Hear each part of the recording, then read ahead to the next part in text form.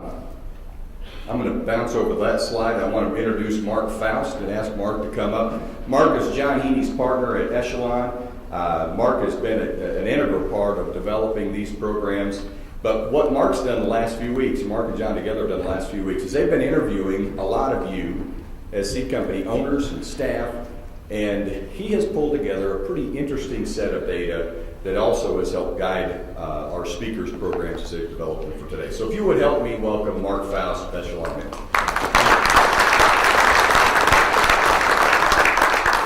Thank you. Well, in preparation, we sent out a quantitative survey that many of you participated in, sent back some excellent information. I'm going to review that, as well as in the last few weeks, we called up on the phone and just one-on-one with you, had a conversation about what's top of mind in your business. What are the top challenges you want to address at this conference and throughout the year? Because it's going to be a process, not an event, in attacking these issues. And they fell into three categories, the three facets of running a business: strategy, process, and culture. Strategy, what's our decision of where we're going to focus in our business? Who are we going to market to? How are we going to set our objectives, etc.? The process, how do we manage the selling, the hiring, things of that nature? And the culture, as the young man over there asked about values and how we clarify those and so forth. I want to talk about that a little bit as well. But you can guess. There's 10 things that I prioritized here that you fed back in those interviews and in the surveys as to what you want to address and what you want to tackle. The elephant in the room, number one, you can all guess what it is. How do we deal? How do we compete with the large multinationals, our suppliers, who have fierce pricing competition against us? Guys, the situation you're in 18 years of business, I've seen in hundreds of companies, a couple of dozen that have probably been in situations that were even worse than what we're in. But the one thing I've seen is that when the leader or the leadership decides and resolves that they will fiercely compete, they win. And no matter how bad you think it might be, guys, if you execute on basic age-old wisdom around strategy, you can win. And I'll elaborate on that a little bit, and of course in the breakouts we'll cover that as well. So the intense pricing competition, what seems to be an unlevel playing field, the economy exacerbating that very issue. Number three, the positioning. How do we position our companies to really be seen as something different, as something advantageous against these competitors, the large multinationals, as well as other options that our customers have in our markets. Selling value. Number four, selling value and positioning our extra added services, etc., and putting a value on that is understood, quantified, and appreciated by our buyer, so that when 30% discounts come down the road, that they're not tempted by those.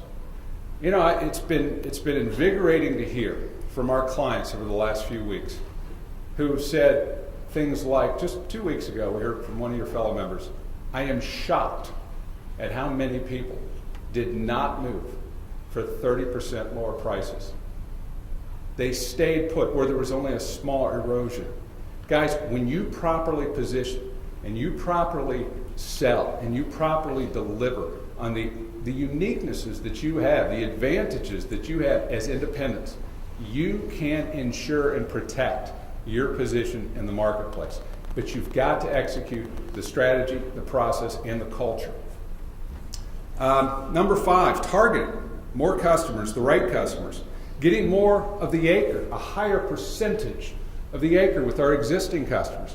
A great question here is, how much untapped potential do you have with your existing customer base?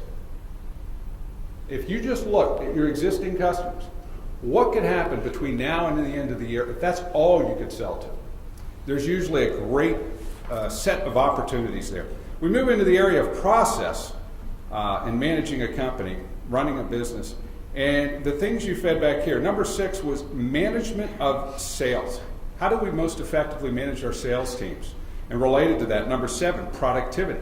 Seeing enough people, having them fully productive throughout the entire year. Selling season isn't just July through harvest and after harvest to December, as we've seen it elongated this year so much longer than usual with the late harvest. Hiring and retaining was number 8. And then we move into culture. Number 9, the things you wanted to hear about were motivating our sales teams as well as the rest of the team. How do we keep them fully engaged emotionally with the competition and the economy and the state that it is in? And so we've got ideas, and in fact, everything is addressed through all the breakouts that we have here. And then finally, the 10th thing we heard throughout the interviews and so forth was leadership. How do we define our role and our leadership positions to be optimized? The balance of our focus on sales versus production. For those of you that are bifurcating your focus between those two things. And leadership, leading the organization. And I want to tie that 10th point, the final point here, into a book I see on many of your bookshelves. Most of you have the copy of Good to Great, and you've probably read about Level 4 leadership. And what it talks about is that Steve Jobs of Apple, or Lee Iacocca of Chrysler, and Jack Welch of GE, these are not the leaders of great multi-generational companies like yourselves. It's folks like Sandy who are very humble, soft-spoken, and they build their business based on a strategy and a culture and a love and respect for their people. And what was so unique about bringing a Sandy here is, here's a guy who is basically a lawyer, an attorney, doesn't have an MBA, isn't your typical Fortune 500 leader, and yet he grows a company and doesn't take enough accolades for it, from $80 million, 1,000 employees, to $1.6 billion and 20,000 employees in 6 years. And I see this repeatedly with folks who grow a company that fast. And sure, there were acquisitions, 40 acquisitions, which in and of itself is a tremendous cultural challenge. As many of you have gone through mergers and acquisitions, that's something to digest those new companies and really merge those cultures.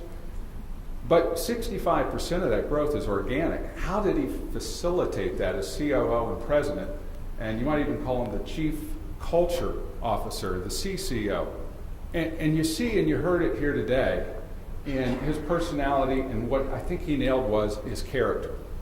Guys, we have a set of uniquenesses in being independent and being 3rd and 4th and 5th generation companies in regards to what's right in here, our character. And it cannot be duplicated. It is a defensible competitive advantage, and it will win business all the time. Besides interviewing you, we've interviewed and working with your fellow members, hundreds of growers out there, and we ask them constantly, as well as with the multinationals, and being in communication with them. But in asking the growers, why do you choose to work with an independent? And when you did buy from a pioneer or somebody else, why did you choose to buy from them? And it's fascinating to hear how strong your position is. I relish the conversations with, one of my favorite is with a woman who was a CPA and was now working full time with her father on a 3rd or 4th generation farm, and large farm, 5,000 acres, but she knew to every 5 acre or so sector exactly what hybrid was going in over the last, just every year of the last 10 years she'd been managing it. And she knew exactly the NRA, the net return per acre, to the penny, all the inputs. And she knew where we competed because of our geographic focus, because of our service, because of things that multinationals could never duplicate. Guys, we have unique competitive advantages that give us strength. But we do a poor job in communicating it consistently throughout the year, in using it in our strategy and setting clear objectives. And so this afternoon, what you're going to see in the several breakouts are the exact steps that you need to take in executing upon classic strategy. It's nothing new. It's basically vision, mission, values, roles, and objectives and action plan. And in that process, we'll address exactly how to set up a values clarification process, how to clarify what is our positioning, where are we unique, advantageous, equal, and weak, and reposition our weaknesses, higher price, obviously, which is the weakness you want to have. I've had a good relationship with a PhD of pricing, and guys, I can promise you this, and he's emphatic, in fact, darn near religious about the fact that when people compete on price, they burn the bridges behind them.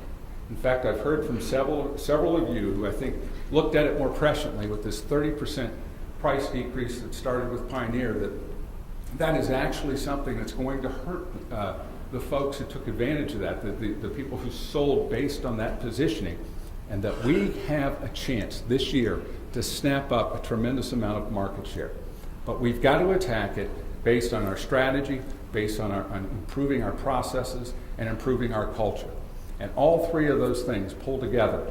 And this afternoon, we want to give at least the beginning of those tools.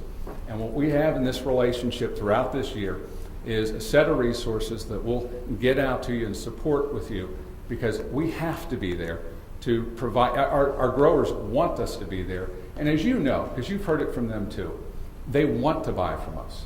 They want us to not just survive, but to thrive. And they are cheering for us. Now, we just need to give them more reasons why to buy more from us so we can be more profitable and take more share of this market. So, guys, with that, I can say and promise you that as we go in and go forward, yes, we are in a war.